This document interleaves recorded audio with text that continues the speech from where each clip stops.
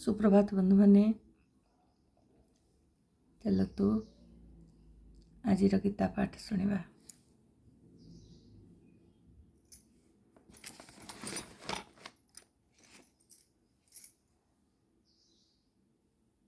श्रोत्रादीनिन्द्रियाण्यन्ये संयमाग्निषु जुह्वति शब्दादीन् विषयानन्य इंद्रियाग्निषु जुह्वति।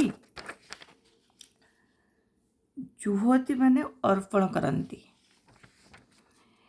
केतेक मन संयम रूप संयमाग्नि रे श्रवण क्रिया और इंद्रिय मानक अर्पण करती एवं अन्य माने शब्दादि इंद्रिय भोग्य विषयवस्तु मानक इंद्रियाग्नि रे अर्पण करती। मानव समाज रे थिबा चारि आश्रम विभाग यथा ब्रह्मचारी, गृहस्थ, वानप्रस्थ और सन्यासी एमाने समस्ते लोक मानकु उपयुक्त योगी हेबारे साहाय्य करिबा उचित। मानव जीवन पशु मानक परि इंद्रिय सुख उपभोग करिबा पई होई नहीं।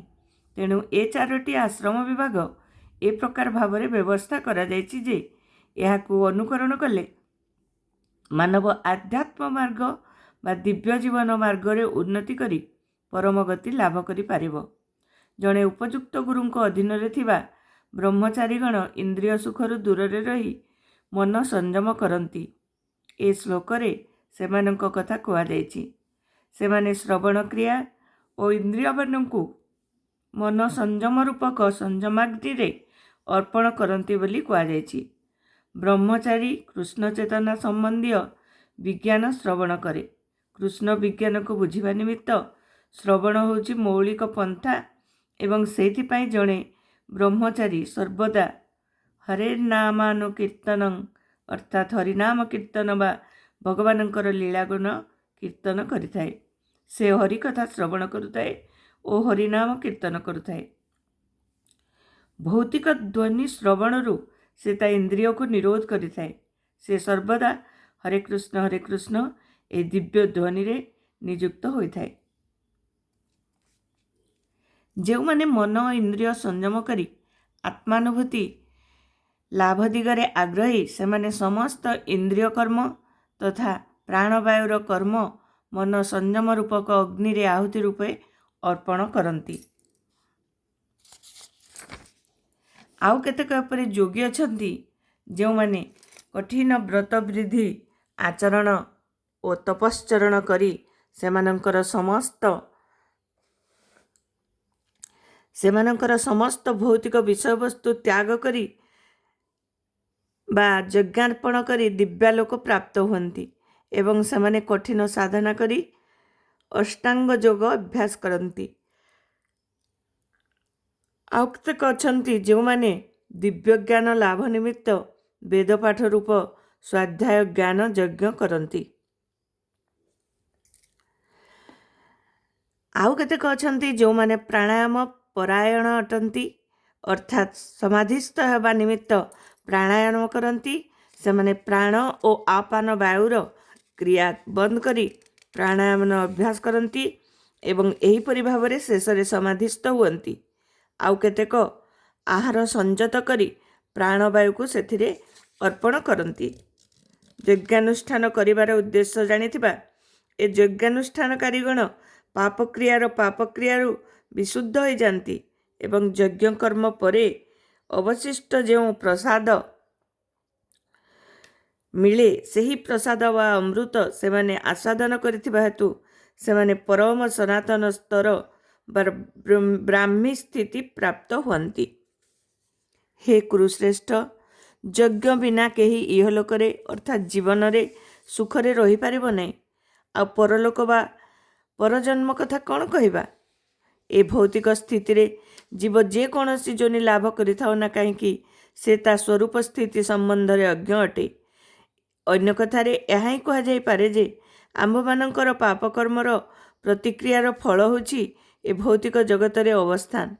पापपूर्ण जीवन यापन करिवार कारण हला अज्ञता एवं एही पापपूर्ण जीवन जोगु व्यक्ति भौतिक स्थिति रे रहिबाकु बाध्य होछि। मानव जीवन होछि एकमात्र सुजोग ଯେଉଁଥିରେ ବ୍ୟକ୍ତି ଏ ଭୌତିକ ବନ୍ଧନରୁ ମୁକ୍ତ ହୋଇପାରିବ। ଏ ସମସ୍ତ ବିଭିନ୍ନ ପ୍ରକାର ଯଜ୍ଞ କର୍ମ ବେଦରେ ଅନୁମୋଦିତ ହୋଇଛି ଏବଂ ଏଗୁଡ଼ିକ ବିଭିନ୍ନ ପ୍ରକାର କର୍ମରୁ ଜାତ। ଏଗୁଡ଼ିକୁ ଏହିପରି ଭାବରେ ଜାଣି ତୁମେ ମୁକ୍ତ ହେବ। ହେ ଶତ୍ରୁ ଦମନକାରୀ, ଦ୍ରବ୍ୟମୟ ଯଜ୍ଞ ଅପେକ୍ଷା ଜ୍ଞାନ ଯଜ୍ଞ ଉନ୍ନତତର ଅଟେ। ହେ ପୃଥାପୁତ୍ର, ସମସ୍ତ କର୍ମ ଦିବ୍ୟ ଜ୍ଞାନରେ ସମାପ୍ତ ହୁଏ। ସମସ୍ତ ଯଜ୍ଞର ଉଦ୍ଦେଶ୍ୟ ହେଲା ପୂର୍ଣ୍ଣ ଜ୍ଞାନାବସ୍ଥା ପ୍ରାପ୍ତ ହେବା, ତତ୍ପରେ ଭୌତିକ ସୁଖ ନିବୃତ୍ତି ଏବଂ ଶେଷରେ ପରମ ପୁରୁଷ ଭଗବାନ ଶ୍ରୀକୃଷ୍ଣଙ୍କର ଦିବ୍ୟ ସେବାରେ ନିଯୁକ୍ତ ହେବା। ଏସବୁ ବିଭିନ୍ନ ଯଜ୍ଞ କର୍ମର ଅନ୍ତରାଳରେ ଏକ ରହସ୍ୟ ଅଛି ଏବଂ ବ୍ୟକ୍ତିକୁ ଏ ରହସ୍ୟକୁ ଜାଣିବାକୁ ପଡ଼ିବ। କର୍ତ୍ତାର ବିଶ୍ୱାସ ବା ଶ୍ରଦ୍ଧା ଅନୁଯାୟୀ ବେଳେବେଳେ ଏ ଯଜ୍ଞ ବିଭିନ୍ନ ରୂପ ନିଏ। ଯେତେବେଳେ ବ୍ୟକ୍ତିର ଶ୍ରଦ୍ଧା ବା ବିଶ୍ୱାସ ଦିବ୍ୟ ଜ୍ଞାନ ସ୍ତରରେ ପହଞ୍ଚେ, ସେତେବେଳେ ଯଜ୍ଞାନୁଷ୍ଠାନକାରୀକୁ ଅତ୍ୟନ୍ତ ଉନ୍ନତ ବୋଲି ବିଚାର କରାଯାଏ। ପ୍ରକୃତ ଜ୍ଞାନ ଲାଭ ନ କରି ଯେଉଁମାନେ ଦିବ୍ୟ ଯଜ୍ଞ ଦ୍ରବ୍ୟମୟ ଯଜ୍ଞ କରନ୍ତି, ସେମାନଙ୍କ ଅପେକ୍ଷା ପ୍ରକୃତ ଜ୍ଞାନ ଲାଭ କରି ଯଜ୍ଞ କରୁଥିବା ବ୍ୟକ୍ତି ଉନ୍ନତତର ଅଟେ। କାରଣ ଜ୍ଞାନ ଲାଭ ନ କଲେ ଯଜ୍ଞ କର୍ମ ଭୌତିକ ସ୍ତରରେ ରହିଯାଏ ଏବଂ ସେଥିରୁ କୌଣସି ଦିବ୍ୟାନୁଭୂତି ମିଳେ ନାହିଁ କିମ୍ବା ସେ ଯଜ୍ଞାନୁଷ୍ଠାନ ବ୍ୟକ୍ତିକୁ କୌଣସି ଦିବ୍ୟ ଫଳ ପ୍ରଦାନ କରେ ନାହିଁ। ପ୍ରକୃତ ଜ୍ଞାନର ପରିଣତି ହେଉଛି କୃଷ୍ଣ ଚେତନା ବୃଦ୍ଧି। ତାହା ହେଉଛି ଦିବ୍ୟ ଜ୍ଞାନର ସର୍ବୋଚ୍ଚ ସ୍ତର। ଜ୍ଞାନ ବୃଦ୍ଧି ବ୍ୟତିରେକେ ଏ ଯଜ୍ଞ କର୍ମ କେବଳ ଭୌତିକ କର୍ମ ଅଟେ। ଏକ ଗୁରୁଙ୍କ ନିକଟକୁ ଯାଇ ତତ୍ତ୍ୱଜ୍ଞାନ ଶିକ୍ଷା କରିବାକୁ ଚେଷ୍ଟା କର, ତାଙ୍କର ସେବା କର ଏବଂ ବିନୟ ସହକାରେ ତାଙ୍କୁ ପ୍ରଶ୍ନ କରି ତାଙ୍କଠାରୁ ଜ୍ଞାନ ଲାଭ କର। ତତ୍ତ୍ୱଦର୍ଶୀ ଜ୍ଞାନୀ ତୁମକୁ ଜ୍ଞାନ ପ୍ରଦାନ କରିପାରିବେ, କାରଣ ସେ ତତ୍ତ୍ୱଦର୍ଶୀ ଅଟନ୍ତି ବା ସତ୍ୟ ଦର୍ଶନ କରନ୍ତି। ସେତେବେଳେ ତୁମେ ଏହିପରି ଭାବରେ ତତ୍ତ୍ୱଜ୍ଞାନ ଅର୍ଜନ କରିବ ଯେତେବେଳେ ତୁମେ ଜାଣିବ ଯେ ସମସ୍ତ ପ୍ରାଣୀ ମୋର ଅଂଶ ବିଶେଷ ଅଟନ୍ତି ଏବଂ ସେମାନେ ମୋ ଠାରେ ଅଛନ୍ତି ଏବଂ ମୋର ଅଟନ୍ତି। ଏପରିକି ଯଦି ତୁମେ ପାପୀମାନଙ୍କ ମଧ୍ୟରେ ମହାପାପୀ ବୋଲି ବିବେଚିତ ହୁଅ, ତଥାପି ତୁମେ ଯେତେବେଳେ ଦିବ୍ୟଜ୍ଞାନ ରୂପକ ନୌକାରେ ଆରୋହଣ କରିବ, ସେତେବେଳେ ତୁମେ ଦୁଃଖାର୍ଣ୍ଣବ ଅତିକ୍ରମ କରିବାକୁ ସକ୍ଷମ ହୋଇଯିବ। ହେ ଅର୍ଜୁନ, ଯେପରି ପ୍ରଦୀପ୍ତ ଅଗ୍ନି ଜାଳେଣୀ କାଠକୁ ଭସ୍ମସାତ କରିଦିଏ, ଠିକ୍ ସେହିପରି ଜ୍ଞାନାଗ୍ନି ସମସ୍ତ ଭୌତିକ କର୍ମର ପ୍ରତିକ୍ରିୟାକୁ ପୋଡ଼ି କରି ଭସ୍ମସାତ କରିଦିଏ। ଇହ ଜଗତରେ ଦିବ୍ୟ ଜ୍ଞାନ ସଦୃଶ ଦିବ୍ୟ ଓ ପବିତ୍ର ଆଉ କିଛି ନାହିଁ। ସମଗ୍ର ଯୋଗର ପରିପକ୍ୱ ଫଳ ହେଉଛି ଏ ଦିବ୍ୟ ଜ୍ଞାନ। ଯେ ଏହା ପ୍ରାପ୍ତ ହୋଇଛି ସେ କାଳକ୍ରମେ ନିଜ ଆତ୍ମାରେ ବିହାର କରେ। ଆମେମାନେ ଯେତେବେଳେ ଦିବ୍ୟ ଜ୍ଞାନ କହୁ, ସେତେବେଳେ ଦିବ୍ୟ ଧାରଣାରେ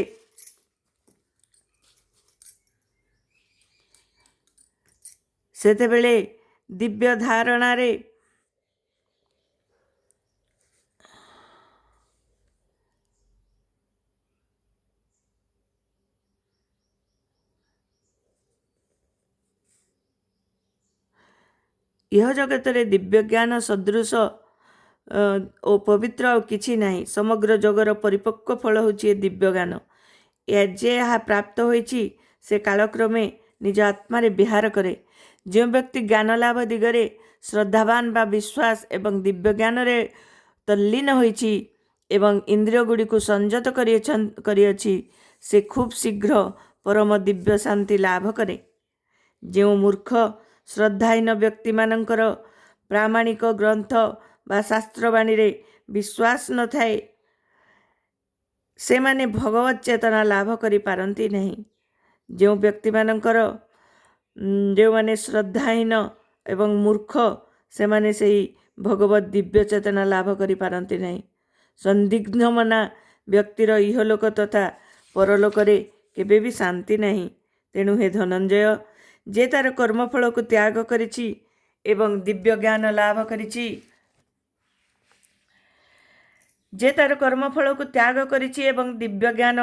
ବୃଦ୍ଧି ଯୋଗୁଁ ଯାହାର ସନ୍ଦେହ ଦୂରୀଭୂତ ହୋଇଛି ଏବଂ ଯେ ଆତ୍ମାରେ ଦୃଢ଼ ଭାବରେ ଅବସ୍ଥିତ, ସେ କର୍ମରେ କେବେ ବାନ୍ଧି ହୁଏ ନାହିଁ। ତେଣୁ ଅଜ୍ଞାନତା ରୂପକ ଅସି ବା ଖଣ୍ଡା ଦ୍ୱାରା ଛିନ୍ନ କରିବା ଉଚିତ। ହେ ଭରତ ବଂଶଜ, ଯୋଗଯୁକ୍ତ ହୋଇ ଦଣ୍ଡାୟମାନ ହୁଅ ଏବଂ ଯୁଦ୍ଧ କର। ଏ ଅଧ୍ୟାୟରେ ଯେଉଁ ଯୋଗବିଧି କଥା କୁହାଯାଇଛି ତାହାକୁ ସନାତନ ଯୋଗ ବା ଜୀବର ସନାତନ କର୍ମ ବୋଲି କୁହାଯାଏ। ଏ ଯୋଗର 2ଟି ଯଜ୍ଞ ବିଭାଗ ଅଛି ତଥା ଗୋଟିକୁ ଦ୍ରବ୍ୟମୟ ଯଜ୍ଞ କୁହାଯାଏ। ଏଥିରେ ବ୍ୟକ୍ତି ତାର ଭୌତିକ ସମ୍ପତ୍ତି ତ୍ୟାଗ କରେ ଏବଂ ଅନ୍ୟଟିକୁ ଜ୍ଞାନ ଯଜ୍ଞ ବା ଆତ୍ମଜ୍ଞାନ ବୋଲି କୁହାଯାଏ। ତାହା ଶୁଦ୍ଧ ଦିବ୍ୟ କର୍ମ ଅଟେ। ଯଦି ବ୍ୟକ୍ତି ଆଧ୍ୟାତ୍ମିକ ଉନ୍ନତି ନିମିତ୍ତ ଆତ୍ମାନୁଭୂତି ଲାଭ ନିମିତ୍ତ ଦ୍ରବ୍ୟମୟ ଯଜ୍ଞ ନ କରେ ତାହେଲେ ସେ ଯଜ୍ଞ ଭୌତିକ ଯଜ୍ଞ ହୋଇଯାଏ। କିନ୍ତୁ ଯେ ଆତ୍ମାନୁଭୂତି ଲାଭ ଲକ୍ଷ୍ୟରେ ଯଜ୍ଞ କରେ, ସେ ଭକ୍ତି ଯୋଗରେ କର୍ମ କରେ, ସେ ଠିକ୍ ଯଜ୍ଞ କଲା ବୋଲି ବୁଝିବାକୁ ପଡ଼ିବ। ଆମ୍ଭେମାନେ ଯେତେବେଳେ ଦିବ୍ୟ କର୍ମ କଥା ବିଚାର କରୁ ସେତେବେଳେ ଆମ୍ଭେମାନେ ମଧ୍ୟ ଦେଖୁ ଯେ ଏହା 2 ଭାଗରେ ବିଭକ୍ତ, ଯଥା ପ୍ରଥମତଃ ନିଜ ଆତ୍ମାକୁ ଜାଣିବା ବା ସ୍ୱରୂପ ସ୍ଥିତିକୁ ଜାଣିବା ଏବଂ ପରମ ପୁରୁଷ ଭଗବାନଙ୍କ ସମ୍ବନ୍ଧୀୟ ସତ୍ୟ ବା ତତ୍ତ୍ୱକୁ ଜାଣିବା। ଯେ ଗୀତାର ମୌଳିକ ପଥକୁ ଅନୁସରଣ କରେ ସେ ଅତି ସହଜରେ ଦିବ୍ୟ ଜ୍ଞାନର ଏ 2ଟି ପ୍ରଧାନ ବିଭାଗକୁ ବୁଝିପାରେ। ଭଗବାନଙ୍କର ଅଂଶ ବିଶେଷ ରୂପେ ଆତ୍ମଜ୍ଞାନ ଲାଭ କରିବାରେ ତା ପକ୍ଷରେ କୌଣସି ଅସୁବିଧା ହୁଏ ନାହିଁ। ଯେ ଅତି ସହଜରେ ଭଗବାନଙ୍କର ଦିବ୍ୟ ଲୀଳାକୁ ବୁଝିପାରେ ବା ତା ପକ୍ଷରେ ଏ ପ୍ରକାର ବୋଧଜ୍ଞାନ ଲାଭ ଉପକାରୀ ଅଟେ। ସେ ଏହି ଅଧ୍ୟାୟରେ ପ୍ରାରମ୍ଭରେ ପରମ ପୁରୁଷ ଭଗବାନ ସ୍ୱୟଂ ତାଙ୍କର ଦିବ୍ୟ କର୍ମର ବର୍ଣ୍ଣନା କରିଛନ୍ତି। ସେ ଗୀତାର ଉପଦେଶ ବୁଝେ ନାହିଁ, ସେ ଶ୍ରଦ୍ଧାହୀନ ଅବିଶ୍ୱାସୀ ଅଟେ। ଭଗବାନ ତାକୁ ଦେଇଥିବା ସାମାନ୍ୟ ସ୍ୱାଧୀନତାର ସେ ଅପବ୍ୟବହାର କରୁଛି ବୋଲି ବୁଝିବାକୁ ହେବ। ଏସବୁ ଉପଦେଶ ସତ୍ତ୍ୱେ ଯେ ଭଗବାନଙ୍କର ପ୍ରକୃତ ସ୍ୱରୂପକୁ ବୁଝିପାରେ ନାହିଁ, ଭଗବାନ ଯେ ସଚ୍ଚିତ୍ ଆନନ୍ଦମୟ ଅଟନ୍ତି, ସର୍ବଜ୍ଞ ପରମ ପୁରୁଷ ଭଗବାନ ଅଟନ୍ତି, ଏ କଥା ଯେ ବୁଝିପାରେ ନାହିଁ, ସେ ଯେ ପହିଲା ନମ୍ବର ମୂର୍ଖ। ଏଥିରେ ଆଉ ମତ ଦ୍ୱୈଧ କରିବାର କୌଣସି କାରଣ ନାହିଁ। କୃଷ୍ଣ ଚେତନା ବିଧି ଗ୍ରହଣ କଲେ କ୍ରମଶଃ ଅଜ୍ଞାନ ଦୂରୀଭୂତ ହୁଏ।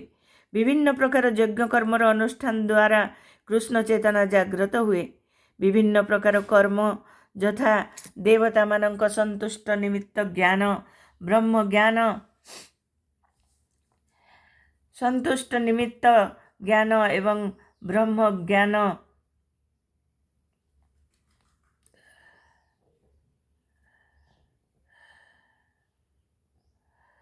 ବ୍ରହ୍ମଯଜ୍ଞ, ବ୍ରହ୍ମଚର୍ଯ୍ୟ ପାଳନ ରୂପକ ଯଜ୍ଞ, ଗୃହସ୍ଥାଶ୍ରମରେ ରହି ଗୃହସ୍ଥ ନିମିତ୍ତ ଉଦ୍ଦିଷ୍ଟ ଯଜ୍ଞ, ଇନ୍ଦ୍ରିୟ ସଂଯମ ରୂପକ ଯଜ୍ଞ, ଯୋଗ ସାଧନ ଓ ତପଶ୍ଚରଣ ଯଜ୍ଞ, ଦ୍ରବ୍ୟମୟ ଯଜ୍ଞ, ବେଦାଧ୍ୟୟନ ରୂପକ ସ୍ୱାଧ୍ୟାୟ ଯଜ୍ଞ ଏବଂ ବର୍ଣ୍ଣାଶ୍ରମ ଧର୍ମାଚରଣ ରୂପକ ଯଜ୍ଞ, ଏସବୁ ଯଜ୍ଞ କର୍ମ ବ୍ୟକ୍ତିକୁ କୃଷ୍ଣ ଚେତନା ବୃଦ୍ଧି ଦିଗରେ ସାହାଯ୍ୟ କରନ୍ତି।